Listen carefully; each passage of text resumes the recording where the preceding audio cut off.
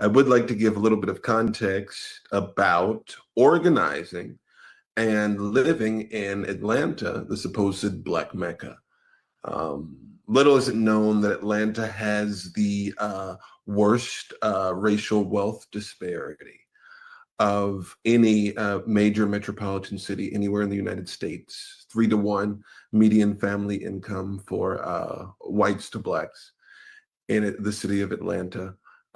We are the most surveilled city per capita in regard to cameras that surveil the city of any city in the United States, and perhaps in the world, except for a few places in China.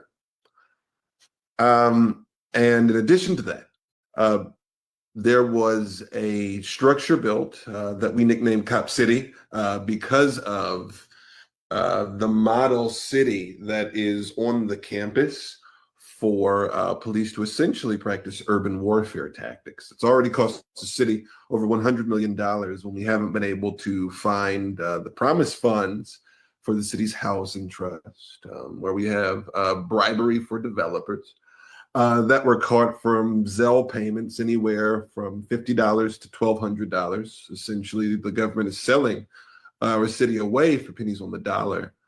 But they did find the money to spend on a militarized police training facility. Now, when I look back over the past few years, and I was interviewed for a podcast, perhaps last summer, and it was inevitable that they were going to build the facility, despite all the resistance, outcry.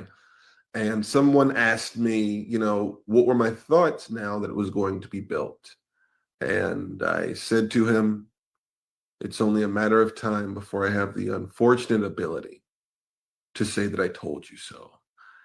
And now that we have an authoritarian government that is taking over policing in municipalities across the country, I think that now is a time where a lot of Americans are waking up and realizing that we have created a hellscape of our own doing. And Jarvis hit on something very important when he was talking about these levels of worthiness that people have in regards to how people should be punished, who receives grace, etc. Believe it or not, Donald Trump is an abolitionist.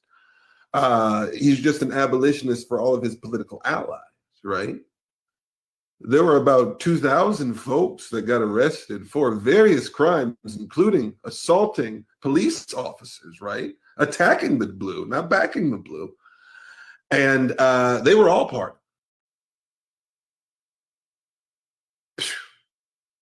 Their charges have disappeared into thin air by order of the president. So what I think that we need to focus on, and I think that this is one of the more important things of people in faith in this time, is we must get to the root of the Christian nationalist ideology that plays into this idea of worthiness and condemnation, never grace and reconciliation, which is at the heart of the gospel. And I know that sometimes it can be unpopular and skittish because these types of religious communities have caused so much trauma, but we cannot cede that ground of moral authority and an entire religion simply because people that have loud microphones have been misusing it and twisting the meaning. And now, let us, remember and reflect that Jesus Christ was very clear about grace. Jesus was very clear about going to visit those when they were in prison. It was Jesus and the angel of the Lord that removed the chains from Peter and Paul, right? On these separate occasions. And we must not lose sight of that while Christian nationalists, which is essentially an oxymoron, right? Have taken over what we know to be the gospel. And so we must not only resist in the streets, but we must resist in the hearts and minds of people of conscience that are starting to see that whatever they were told was not true. When you can protect pedophiles but not children in Palestine, you're obviously not the party of family values. And so, in closing, I would just like to say, like, let us remember, even in times where things seem darker than they ever have before, our ancestors endured this daily for us to even be here. And may we hearken to that spirit